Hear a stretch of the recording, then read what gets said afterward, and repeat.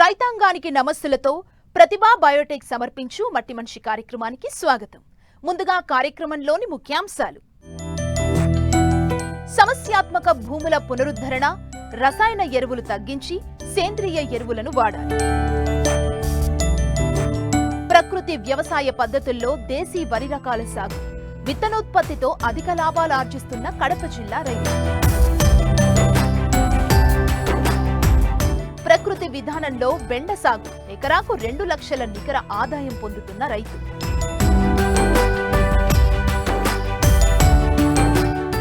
పంటల్లో అధిక దిగుబడులు సాధించాలంటే నాణ్యమైన భూములు చాలా అవసరం. అయితే తెలంగాణలో మంచి నేలలతో పాటు కొన్ని సమస్యాత్మక భూములు కూడా ఉన్నాయి. ఈ సమస్యల కారణంగా రైతులు సుస్థిర అధికోత్పత్తిని సాధించలేకపోతున్నారు. ఈ సమస్యలున్న భూముల్లో అధిక దిగుబడులు పొందేందుకు పాటించాల్సిన మేలైన యాజమాన్యం గురించి తెలియజేస్తున్నారు ప్రధాన శాస్త్రవేత్త డాక్టర్ రాజేశ్వర్ నాయక్.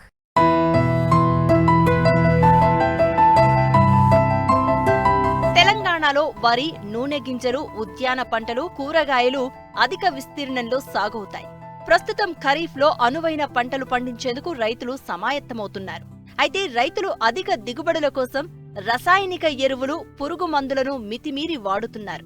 దీంతో పంట భూములు నాణ్యత కోల్పోయి అనుకున్నంత దిగుబడులు సాధించలేకపోతున్నారు. రాష్ట్రంలో 9 రకాల సమస్యాత్మక భూములు ఉన్నాయి. వీటిలో లోతు తక్కువ భూములు, తక్కువ నీటి నిల్వ శక్తిగల భూములు, గట్టిపొర భూములు, మాగాణిలో ఆరుతడి భూములు ఉన్నాయి. అలాగే తీవ్ర వాలు, తెల్ల చౌడు, కారు చౌడు, ఆమ్ల నేలలు, సున్నం అధికంగా ఉండే నేలలతో పాటు సల్ఫైడ్ దుష్ప్రభావ నేలలు వంటివి సమస్యాత్మక భూములుగా చెప్పుకోవచ్చు. ఇలాంటి భూముల్లో అధిక దిగుబడులు సాధించాలంటే పాటించాల్సిన మేలైన యాజమాన్య పద్ధతుల గురించి సూచిస్తున్నారు ప్రధాన శాస్త్రవేత్త డాక్టర్ రాజేశ్వర్ నాయక్. ప్రధానంగా తెలంగాణ రాష్ట్రంలో దాదాపు 9 రకాల భూములు సమస్యాత్మకంగా భూములుగా గుర్తించడమైనది. అందులో ప్రధానంగా చూసుకుంటే ముఖ్యంగా లోతు తక్కువ గల భూములు. లోతు తక్కువ గల భూములు సాధారణ ఉపరితలం నుంచి చూసుకుంటే 30 సెంటీమీటర్ల లోతు గల భూములు, వాటిని మనము లోతు తక్కువ గల భూములుగా గుర్తిస్తాము. అయితే ఈ భూములను ఏంటంటే ప్రధానంగా మనం కొద్దిగా యజమాన్య పద్ధతులు సరిగ్గా పాటిస్తే చాలా బాగుంటుంది. ఎందుకంటే చాలామంది రైతులు ఇక్కడ ఆసిఫాబాద్ జిల్లాలో చాలామంది రైతులు ఈ లోతు తక్కువ గల భూములలో పత్తి పంట వేస్తుంటారు. ఈ పత్తి పంట వేయకుండా అంటే చాలా తక్కువ అంటే రోజులు వచ్చే పంటలు ముఖ్య పెసర, మినుము లాంటి పంటలు వేసుకుంటే లాభదాయకంగా ఉంటుంది. ఇంతేకాకుండా ప్రధానంగా ఈ భూములలో ముఖ్యంగా లోతు దుక్కులు చేసుకోవాలి. లోతు దుక్కులు చేసుకుంటే నీటి నిల్వ ఉంచుకునే సామర్థ్యం పెరిగే అవకాశం ఉంది. అదేవిధంగా దాదాపు సుమారు 6 నుంచి 10 టన్నుల వరకు పశువుల పేడ వేసుకుంటే నీటి నిల్వ సామర్థ్యం పెరిగే అవకాశం కూడా ఎక్కువ ఉంటుంది. అదేవిధంగా చెరువు మట్టి కూడా వేసుకుంటే చాలా లాభదాయకంగా ఉంటుంది. ఇది కాకుండా ఇంకో భూమి ఏంటంటే ప్రధానంగా ఇంకో నెల చూసుకుంటే ప్రధానంగా ఏంటంటే ఈ లోతు తక్కువ గల భూములు కాకుండా తక్కువ నీటి నిల్వ సామర్థ్యం గల భూములు, తక్కువ నీటి నిల్వ సామర్థ్యం ఉంచుకునే భూములు ఏంటంటే ప్రధానంగా ఈ భూములలో ముఖ్యంగా దుబ్బ జలక భూములలో ఎక్కడైతే నెలలో మన నెల పరీక్ష చేసినప్పుడు ఎక్కడైతే ఒండ్రుమట్టి శాతం, బంకమట్టి శాతం తక్కువ ఉంటుందో, అంటే ఒండ్రుమట్టి శాతం, బంకమట్టి శాతం సుమారు 20% కంటే తక్కువగా ఉన్నప్పుడు ఆ భూములలో నీటి నిల్వ ఉంచుకునే సామర్థ్యం చాలా తక్కువగా ఉంటుంది. అది ఈ భూములపైన మనం ప్రధానమైన దృష్టి సారించవలసిన అవసరం ఉంది. ఎందుకంటే ఈ భూములలో ప్రధానంగా లోతు దుక్కు చేసుకోవాలి. లోతు దుక్కు చేసుకోవడమే కాకుండా ఎకరానికి దాదాపు 40 టన్నుల వరకు చెరువు మట్టి, అంటే ఎలాంటి చౌడు లక్షణాలు లేని చెరువు మట్టి వేసుకుంటే, నల్లటి చెరువు మట్టి వేసుకుంటే నీటి నిల్వ సామర్థ్యం పెరుగుతుంది. అదేవిధంగా కొన్ని రకాల సేంద్రియ పదార్థము, అదేవిధంగా లభ్య నత్రజని, లభ్య భాస్వరం, లభ్య పొటాష్ పెరిగే అవకాశం కూడా ఎక్కువ ఉంది. కాబట్టి రైతులు అదేవిధంగా పశువుల పేడ కూడా ఎకరానికి 10 టన్నుల వరకు వేసుకుంటే చాలా లాభదాయకంగా ఉంటుంది. నీటి నిల్వ సామర్థ్యం పెరగడమే కాకుండా పంట దిగుబడి సుమారు 10 నుంచి 20% ఎక్కువ వచ్చే అవకాశం ఉంది. కాబట్టి రైతులు దీనిపైన కూడా దృష్టి సారించాలి. ఈ చెరువు మట్టి ఈ నెలలు కాకుండా ప్రధానంగా తెలంగాణలో ఇంకో రకమైన నెల ఏంటంటే అంటే వరి పంట సాగు చేసిన నెలలు కూడా చాలా సమస్యాత్మక భూములు. ఈ వరి మాగుడు అంటే చలికాలం, వర్షాకాలం వరి కోసిన తర్వాత చలికాలంలో నెలను బాగా కలియదున్ని రొటవేటర్తో దున్నుకుంటే చాలా పొడిగా దున్నుకోవడమే కాకుండా అందులో మనం ఏదైతే ఆరుతడి పంటలు అంటే నూనె గింజ పంటలు కావచ్చు, ఇతర పప్పు దినుసు పంటలు కావచ్చు, ఈ పంటలను మనము ఆ భూములను మనం సాగు చేసుకోవచ్చు. అదేవిధంగా నిజామాబాద్ జిల్లాలో చూసుకుంటే ఆ ప్రాంతంలో ఉమ్మడి నిజామాబాద్ జిల్లాలో చెరుకు సాగు ఎక్కువ అవుతుంది. ఆ భూములు ఏంటంటే భూమి లోపల గట్టి పొర ఉంటుంది. ఆ రైతులు ఇలాంటి భూములలో లోతు దుక్కులు చేసుకోవాలి. ఇంకోటి ఏంటంటే పశువుల ఎరువు దాదాపు 5 నుంచి 10 టన్నుల వరకు పశువుల ఎరువు వేసుకుంటే చాలా బాగుంటుంది. ఈ పశువుల ఎరువే కాకుండా కొన్ని రకాల ముఖ్యంగా జీలుగా జనుము లాంటి పచ్చిరొట్ట ఎరువులు కూడా సాగు చేసుకుంటే లాభదాయకంగా ఉంటుంది. రసాయనిక ఎరువులు తగ్గించి సేంద్రియ ఎరువులను ప్రోత్సహించాలి. అప్పుడే భూముల్లో పోషకాలు పెరిగి పంటకు బలం చేకూరుతుంది. మరోవైపు సమస్యాత్మక భూముల్లో చెరువు మట్టి, పశువుల ఎరువును తోలించి దుక్కిలో కలియదున్నాలి. దీంతో భూముల్లో పంటకు అందించే నాణ్యత పెరుగుతుంది. మరోవైపు ఆయా నేలలకు అనువైన పంటలను ఎంచుకుని సాగు చేస్తే అధిక దిగుబడులు సాధించవచ్చని సూచిస్తున్నారు. ఇది కాకుండా ప్రధానంగా ఇంకో సమస్య ఏంటంటే మన తెలంగాణ జిల్లాలో అంటే చౌడు రెండు రకాలుగా ఉంటుంది. ఒకటి తెల్ల చౌడు లేదా పాల చౌడు, ఇంకోటి కారు చౌడు లేదా నల్ల చౌడు ఉంటుంది. అయితే ఎండాకాలం తెల్ల చౌడు ఎండాకాలంలో మొత్తం ఆ నేల నీరంతా ఎండిపోయిన తర్వాత నేల అంతా తెల్లగా నడుతుంటుంది. మనకి ఈ తెల్ల చౌడు సమస్య మనకు పోవాలంటే పైన ఆ తెల్ల చౌడు యొక్క పొరను పైన పారతో గీకి వేయాలి. అదేవిధంగా ఆ తెల్ల చౌడు గల పొలాన్ని బాగా దున్ని చిన్న చిన్న మడులుగా తయారు చేసుకొని ఆ మడులలో నీటిని 15 సెంటీమీటర్ల లోతు వరకు నీటిని నిల్వ చేసి ఆ నీటిని ఆ నెలలో ఇంకేటట్టు చేసుకుంటే మళ్ళీ మురుగునీటి పోవడానికి లోతైన కాలువలు తవ్వుకోవాలి. ఈ విషయాన్ని కూడా గమనిస్తే చాలా బాగుంటుంది. ఇంకో ప్రధానమైన సమస్య మన భూమిలో ఏంటంటే కారు చౌడు, నల్ల చౌడు నెలలు కూడా ఉంటాయి. ఇది నల్ల చౌడు నెలలు ఏంటంటే కొంచెం నలుపు రంగులో, బూడిద రంగులో ఎక్కువ అక్కడక్కడ ఉంటాయి. కాబట్టి ముఖ్యంగా ఈ కారు చౌడు, నల్ల చౌడు గల నెలల్లో రైతులు ఏం చేయాలంటే ప్రధానంగా నీళ్లు అంటే మంచి నీళ్లు అంటే లవణాల యొక్క శాతం ఎక్కువగా ఉన్న నీరు కాకుండా తక్కువ ఉన్న నీరు పొలంలో పెట్టి చిన్న మడులు చేసుకొని ఆ పొలంలో పెట్టి 15 సెంటీమీటర్ నిల్వ ఉండేటట్టు చేసుకోవాలి. ఒక 5-6 రోజుల్లో నిల్వ ఉంచిన తర్వాత ఆ నీటిని నీటి కాలువల ద్వారా, లోతైన కాలువల ద్వారా బయట తీసివేయాలి. ఒకవేళ మార్పిడి చెందే సోడియం శాతం 10 కంటే ఎక్కువ ఉన్నప్పుడు, అదే ఉదయం శాతం 8.5 కంటే తక్కువ ఉన్నప్పుడు, లవణాల శాతం 4 కంటే ఎక్కువగా ఉన్నప్పుడు ప్రధానంగా ఏంటంటే ఈ భూములలో జిప్సం భూసార పరీక్ష ఆధారంగా జిప్సం ఎరువులను వేసుకోవాలి. ఆ జిప్సం ఎరువులు వేసుకోవాలి. లేదంటే ఒకవేళ భూసార పరీక్ష చేయించుకోకపోతే చౌడు మీకు నల్ల చౌడు ఉంది అని తెలిసినప్పుడు సుమారు 1.2 నుంచి 1.6 టన్నుల జిప్సం ఎరువులు కూడా వేసుకోవాలి. ఇది కాకుండా మన చెరుకు ఫ్యాక్టరీలో దొరికే ప్రెస్ మడ్ 1.2 నుంచి 1.6 టన్నులు వేసుకుంటే చాలా లాభదాయకంగా ఉంటుంది.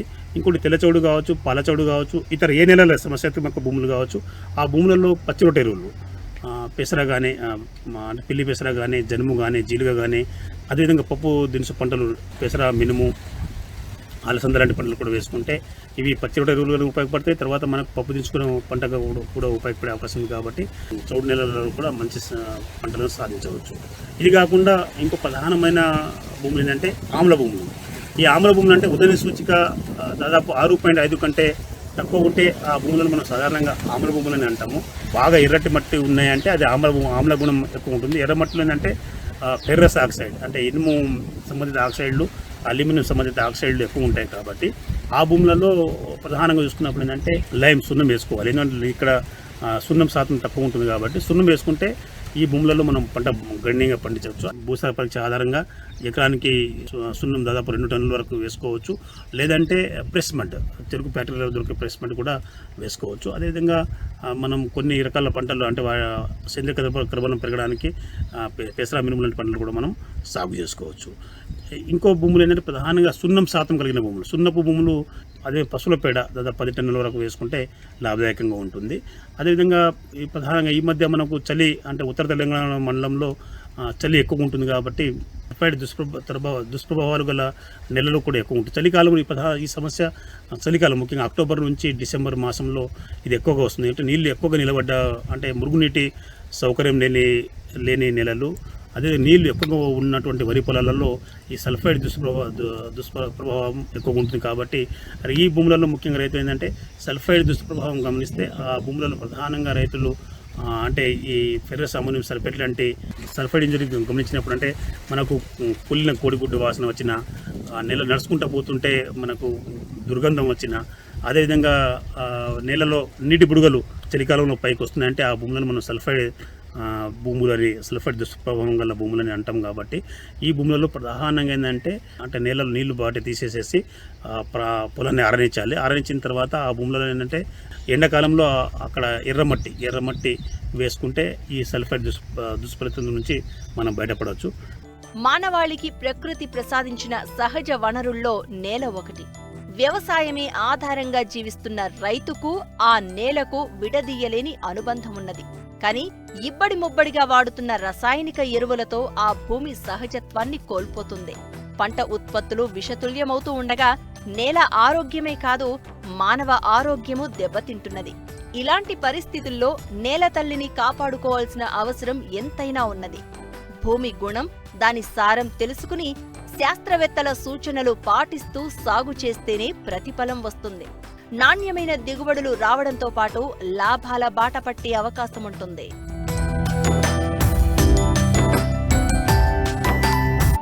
దేశవాళీ వరి రకాల పరిరక్షణ ఆవశ్యకతను గుర్తించిన కడప జిల్లాకు చెందిన ఓ రైతు 5-6 ఏళ్లుగా సాగు చేస్తూ ఇతర రైతులకు విత్తనాలను అందుబాటులోకి తెస్తున్నారు. దేశీ వరి వంగడాలు ఇప్పుడున్న కొత్త వంగడాలు, హైబ్రిడ్లకు ప్రత్యామ్నాయం, పోటీ ఇచ్చేవిగా భావించరాదంటున్నారు. వీటిలోని విభిన్నమైన పోషక విలువలు, ఔషధ గుణాలు గమనిస్తే వీటి అసలు విలువ తెలుస్తుందని చెబుతున్నారు.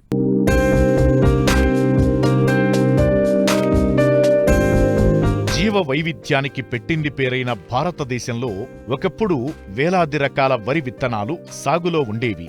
నేల స్వభావం, నీటి వసతి, భౌగోళిక స్వరూపం ఇలా పరిస్థితులను అనుసరించి ఆయా ప్రాంతాల్లో వివిధ రకాల వరి సాగు చేసేవారు. అయితే దేశవాళీ వరి విత్తనాల దిగుబడి తక్కువగా ఉంటుండడం, భారీగా పెరుగుతున్న జనాభా ఆహార అవసరాలు తీర్చేందుకు తప్పనిసరిగా ఉత్పత్తి పెంచాల్సిన పరిస్థితులు ఏర్పడటంతో విత్తనాల సంకరణీకరణకు బీజం పడింది. అధిక దిగుబడిచ్చేవి, పంటకాలం స్వల్పంగా ఉండేవి, వ్యాధులను, నీటి ఎద్దడిని తట్టుకునే రకాలను శాస్త్రవేత్తలు ఉత్పత్తి చేయడం ప్రారంభించారు. అధిక దిగుబడి ఇచ్చే లాభదాయక వరి విత్తనాలు అందుబాటులోకి రావడంతో రైతులు వాటి వైపు మొగ్గు చూపడం ప్రారంభించారు. దీంతో క్రమంగా దేశవాళీ వరి సాగు తగ్గుతూ రావడం ప్రారంభమైంది. చివరకు సాగు చేసేవారు లేక వేలాది రకాలు అంతరించిపోయే పరిస్థితొచ్చింది. అయితే అక్కడక్కడా మిగిలిన వాటిలో ఉన్న ఔషధ విలువలు, పోషక విలువలు గుర్తించిన కొందరు కొన్ని రకాలను అభివృద్ధి చేసే పనికి పూనుకుంటున్నారు. ఇది సత్ఫలితాలనిచ్చి ప్రస్తుతం దేశవ్యాప్తంగా కొన్ని దేశీయ రకాలు తిరిగి సాగులోకి వస్తున్నాయి. ఇలా సాగు చేస్తున్న వారిలో కడప జిల్లా బద్వేల్ మండలం అబ్లూ సాహెబ్పేట గ్రామానికి చెందిన రైతు గోగుల రాధాకృష్ణయ్య ఒకరు. తనకున్న 11 ఎకరాలలో సుభాష్ పాలేకర్ స్ఫూర్తితో 7 ఎకరాల్లో 8 ఏళ్లుగా ప్రకృతి వ్యవసాయం చేస్తున్నారు. 5 ఏళ్లుగా దేశవాళీ వరి రకాలను విజయవంతంగా సాగు చేస్తూ లాభాలు పండిస్తున్నారు. నేను గత 8 సంవత్సరాలుగా ప్రకృతి వ్యవసాయం చేస్తున్నాను. ప్రకృతి వ్యవసాయం అంటే కొత్త పద్ధతి కాదు. మనం పూర్వీకులు చేసిన వ్యవసాయాన్నే ప్రకృతి వ్యవసాయం ఇప్పుడు ఉంటున్నారు. ప్రభుత్వాలు ఏవైతే చెప్పినారో అధిక దిగుబడులు వచ్చే ఆ వంగడాలను హైబ్రిడ్ సిస్టంతో విత్తనాలను డెవలప్ చేస్తున్నారు. కానీ దేశవాళీ విత్తనం అనేది మన పూర్వం నుంచి ఉంది. మన పూర్వీకులు చేసినారు, మన పెద్దోళ్ళు చేసినారు, చాలా కొన్ని యుగాల నుంచి చేస్తున్నారు. ఎందుకంటే వాటిల్లో అన్ని ఔషధ గుణాలు కలిగిన విత్తనము ఆ దేశవాళీ విత్తనం. అది ఏదైనా కానీ వరి కావచ్చు, తర్వాత వేరే ఏ వంగడాలైనా కావచ్చు. భూమి ఆరోగ్యము కాపాడాలంటే పూర్తిగా మనం పూర్వీకులు చేసిన వ్యవసాయము అదే ప్రకృతి వ్యవసాయం. ఆ ప్రకృతి వ్యవసాయంతో అంటే ముందుగా పచ్చిరొట్టె పైరు వేసి 40 నుంచి 50 రోజుల్లో బాగా పూత మొగ్గ వచ్చినప్పుడు కలయదునాల. అప్పుడు భూమికి అన్ని సకల పోషకాలు వస్తాయి. దాంతోపాటు ఘనజీవామృతము అంటే గో ఆధారిత ఉత్పత్తులు అనమాట. ఘనజీవామృతం అంటే ఆవు పేడ, ఆవు మూత్రము, బెల్లము, శనగపిండి, పుట్టమిట్టి అన్ని మిక్స్ చేసి వాడితే అవి ఆ పొలానికి వేస్తే లోపల ఉండే జీవరాశులన్నీ, అవి వానపాములు కావచ్చు, మిగతా సూక్ష్మజీవులన్నీ లోపల అడ్డో ఉండే భూమిలో ఉండేటివి భూమి పైకి వస్తాయి. మామూలుగా ప్రకృతి వ్యవసాయంలో పండించే ఖర్చు కేవలం 25,000 రూపాయలు. అదే రసాయన ఎరువులతో పండిస్తే 30,000 నుంచి 40,000 దాకా అవుతుంది. గత 2 సంవత్సరాలు, లాస్ట్ సంవత్సరం 15 రకాలు వరి విత్తనాలు వేశాను. ఈ సంవత్సరం 7 రకాలు వేశాను. 7 రకాల్లో పూంగారు, కులాకరు, నవారా, కాలాబాటి, కుజీ పటాలియా, తర్వాత బహురూపి, ఇవన్నీ 7 రకాలు ఉన్నాయి. 7 రకాలు కూడా ఒక్కొక్కటి ఇప్పుడు రక్తశాలి, పూంగారు, కులాకరు, ఈ 3 వచ్చి స్త్రీ వ్యాధులకు సంబంధించినట్టు అనమాట. గర్భవతులు మాత్రమే భోంచేస్తే 4-5 రోజులు భోంచేస్తే గిన నార్మల్ డెలివరీ అవుతారు. ఇది నేను ప్రకృతి వ్యవసాయ రైతుగా చెప్పేది కాదు, ఇవి ప్రూఫ్ అయినాయి. వీటిలో ఎక్కువ పోషకాలు ఉంటాయి. తర్వాత సైడ్ ఎఫెక్ట్లు ఏమి ఉండవు. అదే మాదిరిగా ఇప్పుడు నవారానే ఉంది. ఒడ్లు నలుపు, బియ్యం ఎరుపు, షుగర్కు, బీపీకి, కీళ్ళ నొప్పులకు బాగా పనిచేస్తుంది. ఇది బహురూపి శ్రీకృష్ణదేవరాయలు వారు పండిస్తా ఉన్నారు. అదే కుజి పటాలయ ఇప్పుడు మామూలుగా ఇప్పుడు మనకు హైబ్రిడ్ రకాల్లో సన్న రకాలు వచ్చేసినాయి. వాటికి దీటైన రకము కుజీ పటాలయ. ఇది అందరూ చిన్నపిల్లల కాడ నుంచి పెద్దల కాడ నుంచి అందరు తినొచ్చు. ప్రతి సంవత్సరం పండించిన పంటను, అన్ని రకాల వడ్లను, దేశవాళీ వడ్లను విత్తన రూపంలో 3-4 రాష్ట్రాలకు నేను సప్లై చేస్తున్నాను. అది కూడా ఆన్లైన్లోనే పంపిస్తున్నాను. మామూలుగా వరి నాటిన రోజు నుంచి కోత కోసేంత వరకు 25,000-26,000 ఖర్చు అవుతుంది సార్ ఒక ఎకరాకు. అదే రసాయన ఎరువులతో చేసిన రైతుకైతే 30,000 నుంచి 40,000 దాకా ఖర్చు వస్తుంది. దిగుబడి మాత్రము ఈ దేశవాళీ వడ్లలో 16 నుంచి 20 బస్తాల వరకు వస్తుంది. అయితే ఇవి షీట్ పర్పస్ కాబట్టి కొంచెం ఎక్కువ ధర ఉంది. నేను మామూలుగా ఖర్చులు పోను, అన్ని పోను, నాకు ఒక ఎకరాకు 50,000 నుంచి 70,000 దాకా వస్తుంది ఒక ఎకరాకు. పంట కాలము 100 రోజుల నుంచి 120, 150, 180 రోజుల వరకు ఉంది. ఇది ప్రకృతి వ్యవసాయం అనేది కొత్త పద్ధతి ఏం కాదు. మన పూర్వీకులు చేసిన వ్యవసాయమే ఈ ప్రకృతి వ్యవసాయము. కనీసము మనకుండే అర్ధ ఎకరా 20 సెంట్లలో పండించండి, అన్ని రకాలు పండించండి. కుటుంబంలో మనవాళ్ళు, మన పిల్లోళ్ళు, మనవాళ్ళు, మనవరాళ్ళు అందరూ ఆరోగ్యంగా ఉండండి.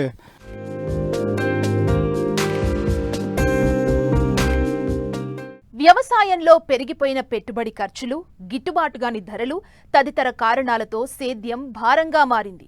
దీంతో చాలా మంది రైతులు వ్యవసాయాన్ని వదిలి ప్రత్యామ్నాయదారులు వెతుక్కుంటున్నారు. కానీ పశ్చిమ గోదావరి జిల్లాకు చెందిన ఓ రైతు పెట్టుబడులను తగ్గించుకుంటూ ప్రకృతి వ్యవసాయంలో కూరగాయలు పండిస్తూ అధిక లాభాలు ఆర్జిస్తున్నారు.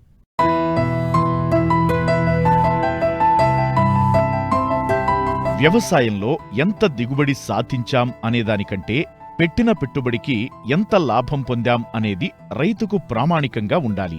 తక్కువ ఖర్చుతో నాణ్యమైన ఉత్పత్తిని అందిస్తున్న ప్రకృతి సాగు విధానాలు వ్యవసాయంలో ఒక మంచి పరిణామంగా నిలుస్తున్నాయి. ఆదాయాన్ని మరింత పెంచుకునే విధంగా పంటల సాగులో రైతులు అనుసరిస్తున్న విధానాలు సేద్యం పట్ల మరింత భరోసాను నింపుతున్నాయి. ఇలాంటి సాగు విధానాలతో తోటి రైతులకు ఆదర్శంగా నిలుస్తున్నారు పశ్చిమ గోదావరి జిల్లా యలమంచిలి మండలం చించినాడ గ్రామానికి చెందిన రైతు వీరరాఘవులు.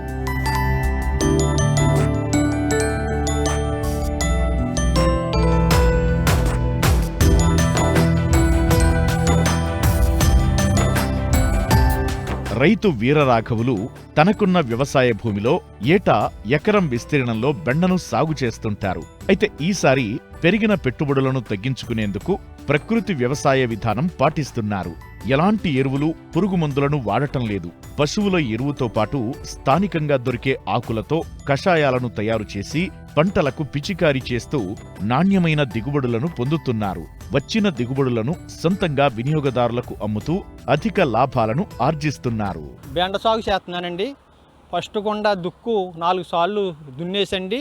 సేంద్రియ ఎరువు పెంట ఒక 4 టాటర్లో ఎకరానికి వేసి జిమ్మేసి మళ్ళీ ఇంకో ఎనమారు తోలి మళ్ళీ అట్లా గోతులు తీసండి.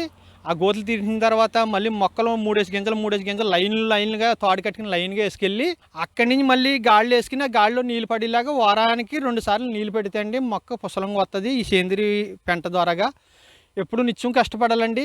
ఒక ఎకరానికి బెండ ఇస్తనాలు 1 కేజీ పడుతుందండి. ఆ మొక్క 15 రోజులకి కొంచెం 4 ఆకులు వస్తాయండి. 2 ఆకులు అన్నది 4 ఆకులు వస్తాయి. మళ్ళీ ఇంకో వారం పోయేటప్పటికి 8 ఆకులు వస్తాయి. అక్కడి నుంచి 7 ఆకులు బెండ అంటారండి. 7 ఆకులు కానించి బెండ పోత పిండి మీద వస్తూ ఉంటుందండి. దానికి అక్కడి నుంచి మనం నీళ్లు కూడా పెంచుకోవచ్చండి. ఈ కక్కురి సహకరిస్తే మాత్రం పురుగు మందులు ఏం కొట్టక్కర్లేదు. నీళ్ళు పెట్టి విధానం అది మెరక ఉండొచ్చు, పొలం ఉండొచ్చు. ఒక రైతుని పెట్టి పొలం ఉంటుంది. ఆ పొలానికి మెరక పొలం ఉంటే గాళ్ళంబట వదిలికిని ఆ మొక్కకి ఈ మొక్కకి ఎక్కిలా చూసుకోవాలి. అదే కొంచెం పల్లంగా ఉందనుకోండి వ్యవసాయం, మన డొక్కులు ఇచ్చుకుని రోజుకి ఎన్ని నీళ్ళు వేయాలి అన్ని నీళ్ళు రోజు ఒక 2 మనుషులను పోసుకుని మనం నీళ్లు పోసుకోవచ్చండి. ఆ డొక్కుతో పోసుకోవాలి. అంటే చిన్న మొక్కలు కదండి, కొంచెం డొక్కుతో పోసుకుంటే 1 లీటర్ నీళ్ళు, 1/2 లీటర్ నీళ్ళు, 1/2 లీటర్ నీళ్ళు అని ఉంటుంది మొక్క ఎదిగి కొలుదు. అక్కడి నుంచి కొంచెం ఎదిగిన తర్వాత మాత్రం మీ ఇష్టం ఎన్ని నీళ్ళు తాగుతుంది అన్ని నీళ్ళు వారానికి ఒక మాట పెట్టుకోవచ్చు, వారానికి 2 సార్లు పెట్టుకోవచ్చు. ఈ ఎండలు ఎక్కువగా ఉన్నాయి కాబట్టి వారానికి 2 తళ్ళు పెట్టుకోవచ్చు అండి. సాగు చేసే విధానం దీనికి మందులు కాదు, సేంద్రియ ఎరువు అంటారు దీన్ని. ఒక పచ్చిమిరకాయ నీళ్లు ఉల్లిపాయ నీళ్లు ఎల్లుల్లిపాయ నీళ్లు ఇవన్నీ ఒక డ్రబ్బలో వేసిన తర్వాత ఆ డ్రమ్ములో ఒక 3 రోజులు నానబెట్టండి. ఇవన్నీ కలాగలిపి ఇది 20 లీటర్లో కలిపి కొడితండి. ఎక్కడ పచ్చ పురుగున్నా పచ్చదోమ ఉన్నా ఏమీ దరికి రాదండి. రైతుకి మాత్రం ఆదాయం బాగా వస్తుందండి. ఆర్గానిక్ పంట అండి ఇది. నాది ఎకరం కూడా ఆర్గానిక్ పంట అండి. 7 రోజులకు ఒక మాట పిక్చర్ చేసుకోవచ్చండి. ఇది 7 క్యాన్లు పట్టవచ్చు, 6 క్యాన్లు పట్టుకోవచ్చు. ఆకు పిండి మొత్తం అంతా తడిసిపోయేలాగా జాయిగా పరిగెట్టుకెళ్ళిపోకుండా కొట్టుకోవాలి. ఖర్చు తక్కువ, ఆదాయం ఎక్కువ వస్తుందండి. ఈ విధంగా అయితే బెండ సాగు 40 రోజులకి చేతికి వస్తుందండి. వచ్చిన తర్వాత ఒక రోజుకి 3 మనుషులు, అలాగే మళ్ళీ 40 రోజులు ఈ పూత పిండి పోతూ ఉంటుంది. మనకు ఈ 3 కూడా కోస్తానే ఉండాలండి. చేతికి వచ్చిన పంట అంతా కూడా నేను దళారీలకి ఇవ్వను, డైరెక్టర్గా నేనే అమ్ముకుంటాను. ఇది ఆర్గానిక్ పంట కదండి, 10 మందికి బాగోవాలని నేనే ఎత్తాను. ఆ కొన్న వాళ్ళు కూడా మళ్ళీ వచ్చి మా గ్రామంలో ప్రజలందరూ కూడా నాకు షాపు దగ్గరికి వస్తారు. ఈ పట్టు కూడా వంకాయ పెట్టినా, బెండకాయ పెట్టినా, ఆనపాలు పెట్టినా ఏ పంట అయినా సరే ఆర్గానిక్తో పండించి నేనే సొంతంగా అమ్ముకుంటున్నాను. బెండ తోట ఆదాయం ఈ 90 రోజుల్లో 1,20,000 ఖర్చు అవుతుంది. అతికి లాభం ఇవన్నీ పోను 1,20,000 ఖర్చు పోను 2 లక్షల ఆదాయం సంపాదించుకోవచ్చు ఈ 90 రోజుల్లో. ఇది ప్రతి రైతు కూడా ఆర్గానిక్ పంటలో పెట్టుకుని చక్కగా ఎవరి వాళ్ళు కష్టపడి చేసుకుంటే అందరికీ ఈ 90 రోజుల్లో 2 లక్షలు మిగులుతుంది. పెట్టుబడి పోను. మండే ఎండల గురించి వాతావరణానికి ఏమేం పోషకాలు తీసుకోవాలి అన్నీ కూడా తీసుకున్నాను. ఇంతవరకు కూడా నా బెండ తోట చాలా బాగుందండి. చక్కగా పూత పిండి మీద ఉందండి. ఎక్కడికి ఇప్పుడు నాకు మాత్రం సేంద్రియ ఎరువు వల్ల మన లాభమే కానీ మనకి నష్టం లేదు. కానీ ప్రతి ఒక్కరు కూడా మీరు ఇలా సాగు చేసుకుని, ప్రతి రైతు కూడా సాగు చేసుకుని అందరూ బాగోవాలని సెలవండి.